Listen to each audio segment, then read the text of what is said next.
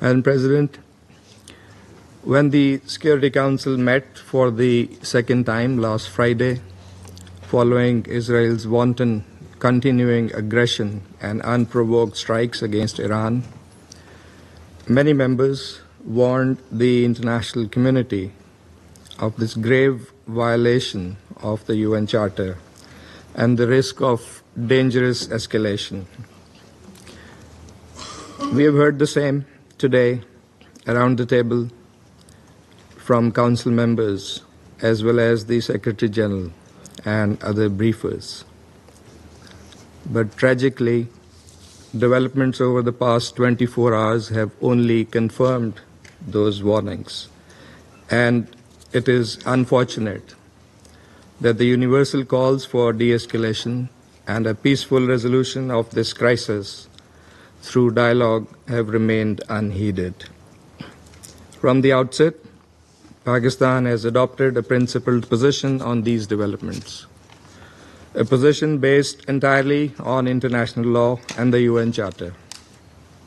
We have thus strongly and unambiguously condemned the Israeli aggression, expressed solidarity and full support for Iran's inherent and legitimate right of self-defense in conformity with the Charter of the United Nations, denounced the unlawful Israeli unilateral strikes on IAEA-safeguarded Iranian nuclear facilities, called for bringing an end to this aggression, advocated cessation of hostilities and for reverting to dialogue and diplomacy for a peaceful, lasting settlement of the Iranian nuclear issue.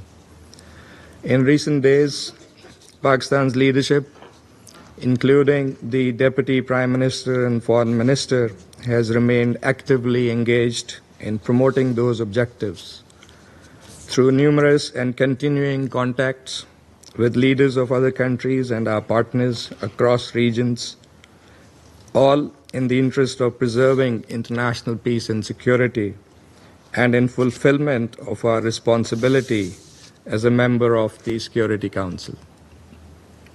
The Council of Foreign Ministers of the OIC meeting in Istanbul has echoed the same call for ending the aggression and supporting de-escalation and a peaceful settlement.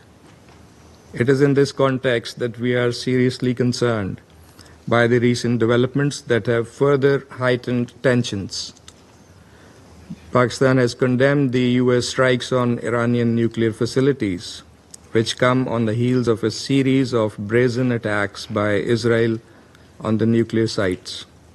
Let me recall that specific targeting of nuclear facilities under IAEA safeguards constitutes a clear breach of international law, the IAEA statute, multiple IAEA resolutions, as well as Security Council Resolution 487.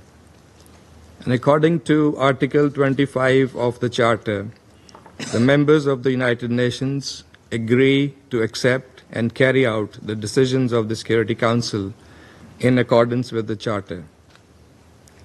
That responsibility to carry out the decisions of the Security Council is heaviest with the members of this Council, particularly the permanent members in the first place.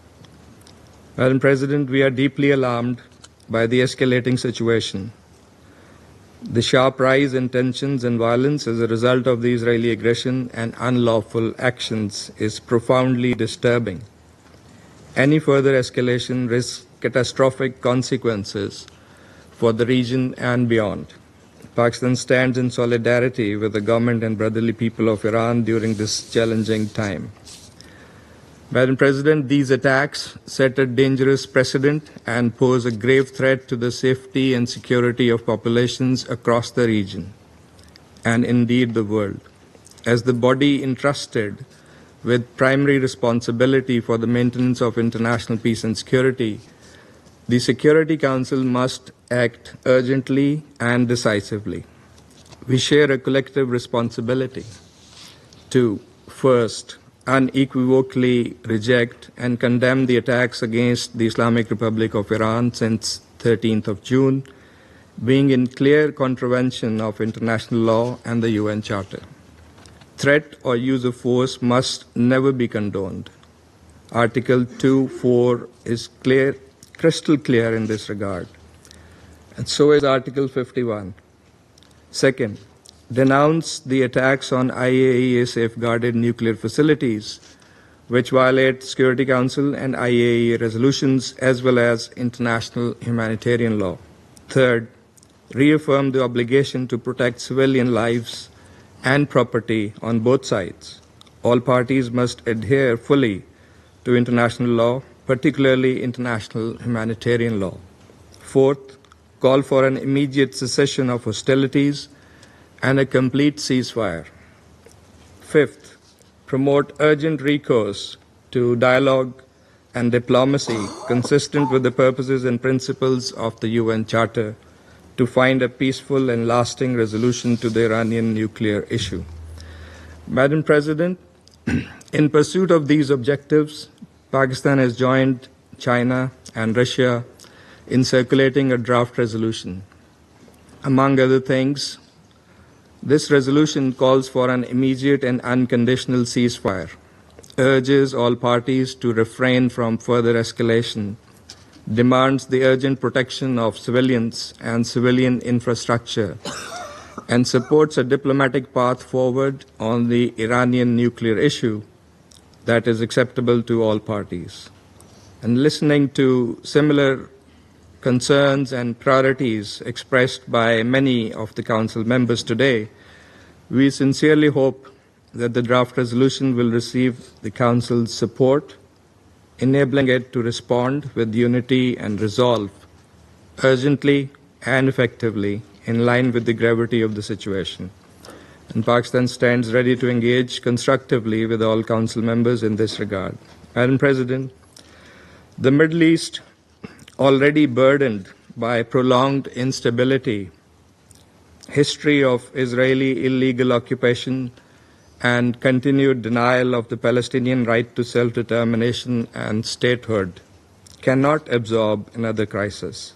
We must act now to prevent the situation from spiraling further out of control.